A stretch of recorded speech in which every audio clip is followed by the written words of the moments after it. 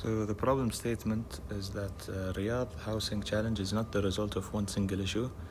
It is an intersection of rapid population growth and market behavior and land use patterns. Over the last decade, the city grew from 5.3 million to 8.2 million residents, a change that outpaced housing supply. And this created a market where prices rose faster than wages. Land speculation became profitable, and undeveloped plots remained empty for years. Tenants faced unstable rental conditions before reforms, and sprawl pushed households far from services, infrastructure, and jobs. And these problems interact with each other. High demand fuels and price escalation and speculation reduces available land and long travel distance, and this just overall raises the total costs of living for many families. And affordability is not just about rent, it's about the entire burden of urban life. Background and history, demographics. So to understand why Riyadh reached this point, we have to look at the historical model of development. So for years, state-led investment, especially through the housing program, expanded home ownership, reaching to 65.4%, which exceeded the national targets. But earlier planning strategies favored low-density suburbs and large single-family homes. These choices reflected on culture preferences for privacy and multi-generational living. However, this spread out growth created long-term challenges. Overstretched infrastructure, auto-dependency, and expensive utility needs. So demographically talking, the city expanded rapidly due to internal migration, young Saudis entering the market, and a large foreign workforce. Many low-income workers lived overcrowded housing, and a vulnerability that became visible during the pandemic, as noticed in the World Bank assessment, one of the references that I mentioned. And these demographic shifts and makes it clear that Riyadh housing problem is both a social and economic issue. Environmental background. So Riyadh physical environment influences affordability. The city sits on rocky construction costs rise due to execution, which is very hard, and landscaping is limited, and natural shade is very limited, and the climate condition is extremely hot, which reaches above 45 degrees Celsius, and cooling becomes essential and expensive. And there are so many families that live there, they need air conditioning, and having air conditioning causes a huge problem in the city because you use a lot of electricity. And if you think about it carefully, imagine every single house in Riyadh need air conditioning to survive from how bad the weather is. Very similar to Arizona. And also low density development adds also another layer of cost because neighbors are far from one another, so residents rely mostly on cars.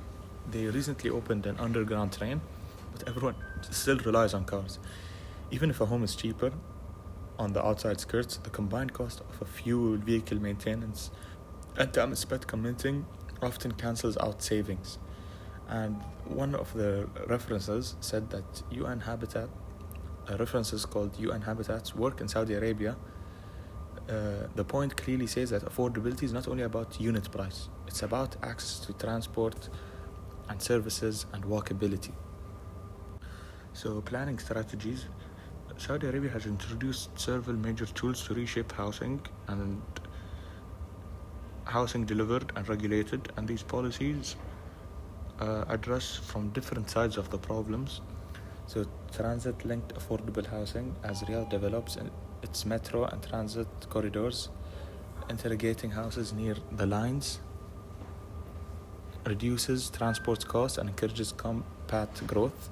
And there has been some rental protections through Ajar and Riga, which are government associated organizations that focuses on rent and real estate in general.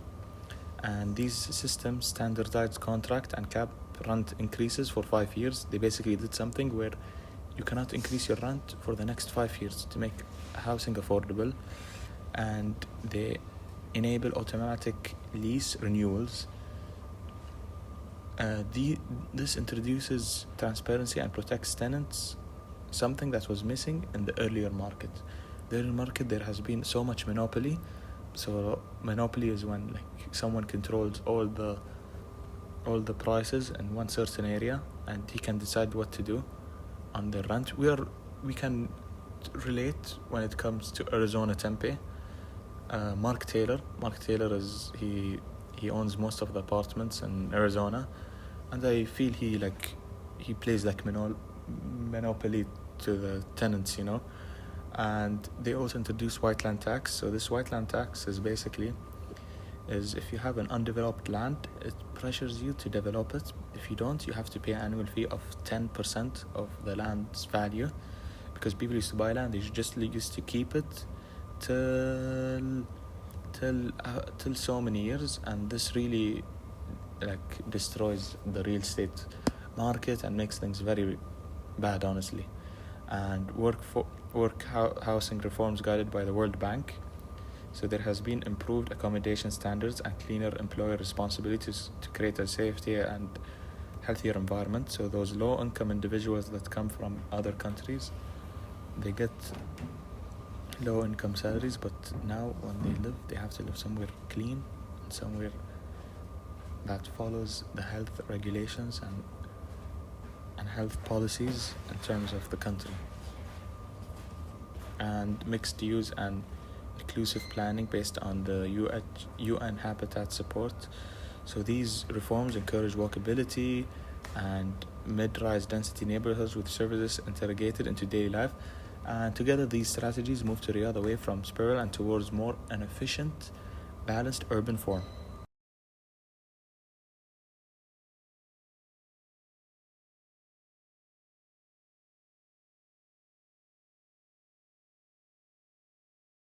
So key housing resources. So there has been a housing program, so that it expands supply through large-scale development and digital platforms, and many units are still far from city centers. And there's also AJAR regulations, which adds rental stability and clarity, lowering uncertainty for both landlords and tenants. REGA regulations introduces an automatic contract renewal and standard dispute mechanism that reduces the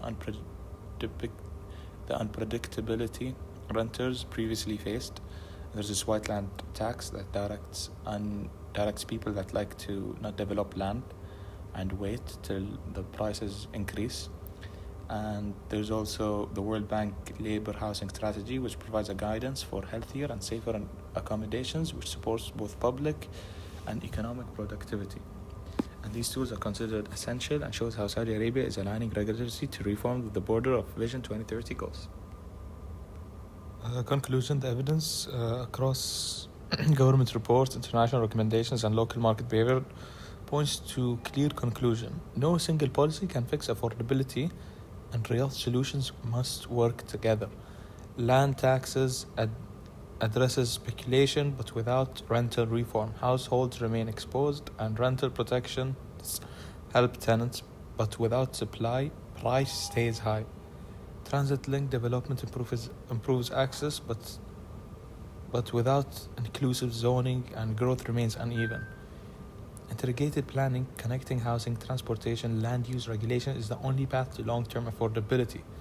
So for me, working on this project made the house issue feel less abstract, and it showed how policy affects daily life, from financial stress to the quality of workers' housing to how people experience their neighborhoods as someone planning to work in a development sector in Saudi Arabia. And these lessons are considered essential because they highlight how planning decisions today will shape Riyadh's social and economic future for decades. So these references come from government reports, as mentioned in my full report, and international institutions and professional legal analysis. And each source helps explain a different piece of Riyadh housing system. Thank you so much, and I hope you enjoyed my presentation. Thank you.